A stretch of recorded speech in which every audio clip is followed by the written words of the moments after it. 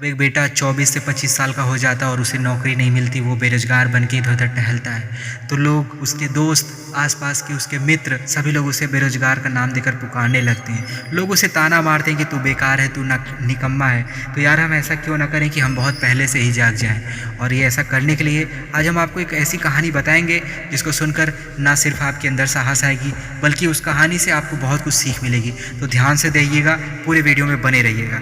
एक बार एक बेरोज़गार युवक नौकरी की तलाश में इधर-उधर भटक रहा था। टहलते-टहलते वह एक दिन नदी के तट पर पहुँचा।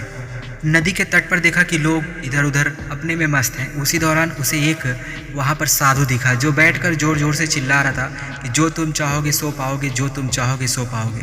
बाबा की बात सुनते ही युवक खुश हुआ और दौड़ते-दौड़ते उस बाबा के पास गया और बाबा से पूछने लगा कि बाबा, आप जो कह रहे हो क्या वह सच है?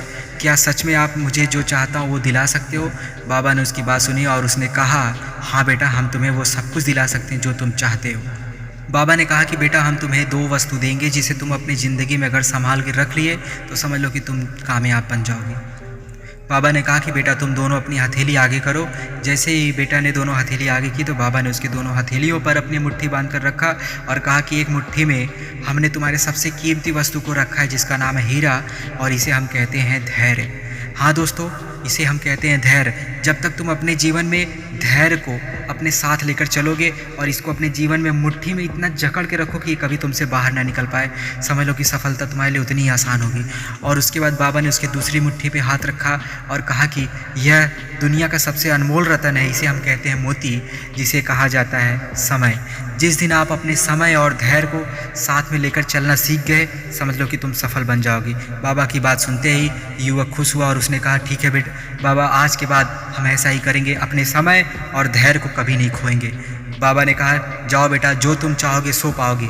बाबा की बात सुनकर युवक उसी दिन ठान लेता है कि आज के बाद हम अपने समय और धैर्य को कभी नहीं खोएंगे। और एक दिन फलस्वरूप बाबा की बात का परिणाम सही निकलता है और युवक एक बहुत बड़ा व्यापारी बनकर सामने आता है।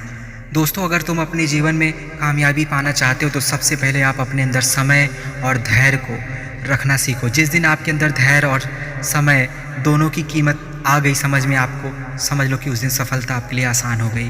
किसी ने सही कहा है कि तुम एक ऐसे काबिल इंसान बनो कि लोग तुम्हारे आने का इंतज़ार करें। तुम आओ तो कोई कुर्सी पर बैठा ना रहे, लोग तुम्हारे आने का इंतज़ार करें, ना कि तुम्हारे जाने का इंतज़ार करें। अगर हमारी इस बात से सहमत हो और इस बात से तुमको लगता है कि हमने कुछ आपको सीख दी है तो इस वीडियो को ज़रूर से ज़रूर और ज़्यादा से ज़्यादा शेयर करिएगा।